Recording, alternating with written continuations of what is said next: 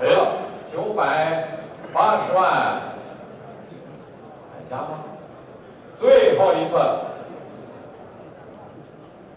，50万，680万，700万，700万，右手后退，还要加价700万。The crowds at the spring auctions here are evidence of the art collecting fever that has gripped this country. China is now the second largest art market in the world, behind the United States, its growth largely fueled by wealthy Chinese, many of whom see it as a more stable place for investment than the country's turbulent stock market. And yet, the expansion of the art market has led to a flood of fake art at galleries and auctions here. Auction houses regularly allow prospective buyers to carefully inspect goods for sale.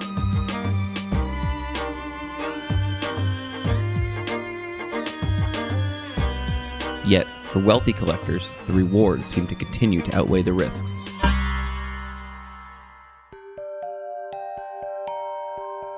我认为任何一个投资活动的过程中间都会有风险啊。其实我们生活在这样一个经济高速发展的这样一个社会背景下。Liu Yiqian's life story is the stuff of legend.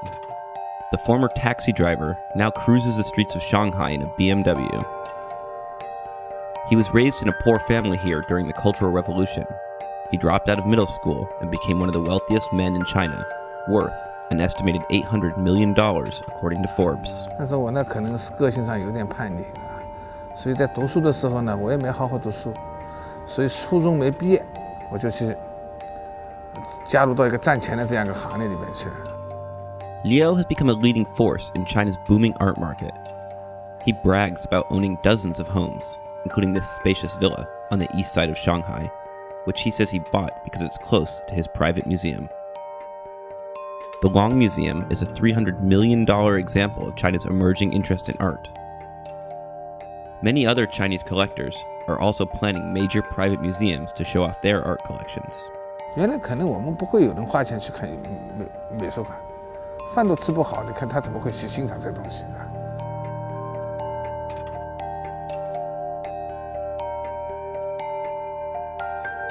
As a child, Liu sold handbags on the streets of Shanghai. By his late teens, he was driving a taxi.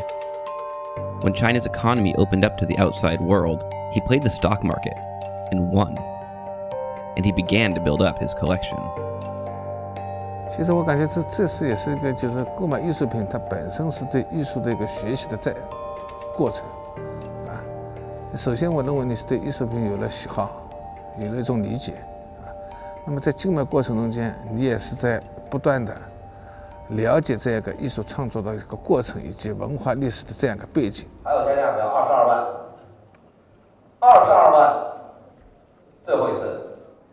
But even a collector as experienced as Mr. Liu is not immune to the problems that plague the art market here. 2 years ago, he auctioned off a painting by artist Bai Shi for a record $65 million. But after one critic questioned the work's authenticity, the bidders refused to pay. 当然，这种拍卖方式全世界都在用，为什么？因为这个方式是比较大家能接受的。这种方式它唯一的缺陷。 就是这个方式是一种信誉交易的方式。竞买完了以后不付钱怎么办？当然，我感觉西方人的诚信比我们中国人的诚信可能更就是高一点啊。当然，在这过程中间都一样会碰到这个问题。Mr. Liu's collection is exclusively Chinese. He sees himself and his museum as a protector of his country's rich history. 它还是一个艺术品的价格跟一个国家的在一个世界上的地位是密不可分的呢。Liu's theory is that China's Confucian traditions strictly define style of artworks, which became highly valued and which persists today. 到了宋朝开始，你看我们格式化了，我们基本上都是规规矩矩画一张画，是吧？这很规矩的在表现艺术。